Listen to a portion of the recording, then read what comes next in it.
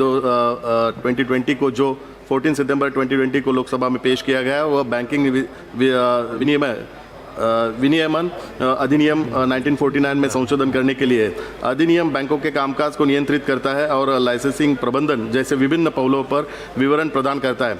यह विधेयक 26 जून 2020 को घोषित बैंकिंग नियमन अध्यादेश 2020 को प्रस्तावित करने के लिए है।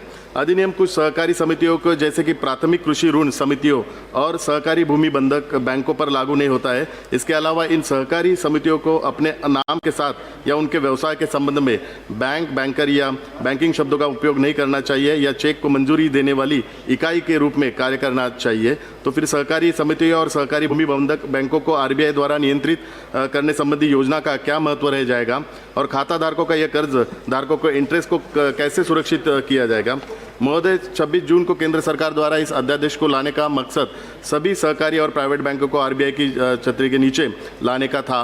तो पीएमसी बैंक के मुद्दे जो मेरी कॉन्स्टिट्यूंसी में बहुत सारे उसके डिपॉजिटर है, उसके मेंबर्स हैं, तो बैंक में मुद्दे को सुलझाने के लिए पीएमसी बैंक के मुद्दे को सुलझाने के लिए और एक सौहार्दपूर्ण समाधान के लिए आरबीआई के क्यों देरी कर रहे हैं और ये वे दिल्ली उच्च न्यायालय को हलफनामा सौंपकर सहकारी बैंक की पूंजी संरचना की व्याख्या कर रहे हैं। वास्तव में ये हास्यास्पद है कि पीएमसी बैंक का कोई उचित समाधान अभी तक नहीं हो पाया है और अकाउंट धारकों को कोई राहत नहीं मिली है।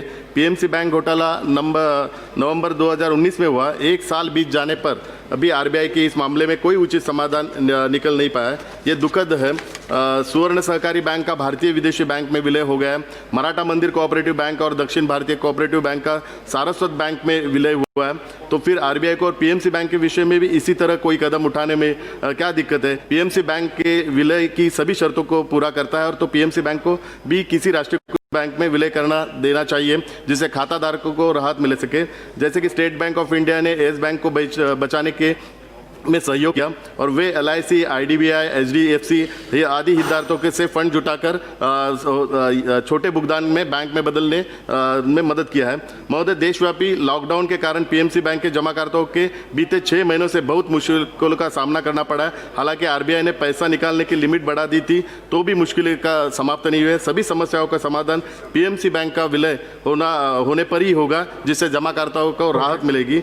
महाराष्ट्र के इंडस्ट्री मिनिस्टर का कथन है कि राज्य में एक कंक्लूड कर रहा 65% एमएससीआई से लाभ प्राप्त करने वाली केंद्रीय सरकारी रिवाइवल पैकेज में कवर नहीं होता है। तो महाराष्ट्र राज्य के लोगों को तो आत्मनिर्भर भारत योजना का कोई लाभ नहीं मिलने वाला है और फिर मोरेटोरियम योजना में ब्याज के ऊपर ब्याज से वैसे ही आम जनता को कमर टूटने वाली है। तो फिर मोरेटोरियम का क्या लाभ मिलता है? मैं कंक्लूड कर रहा हूँ लास्ट में।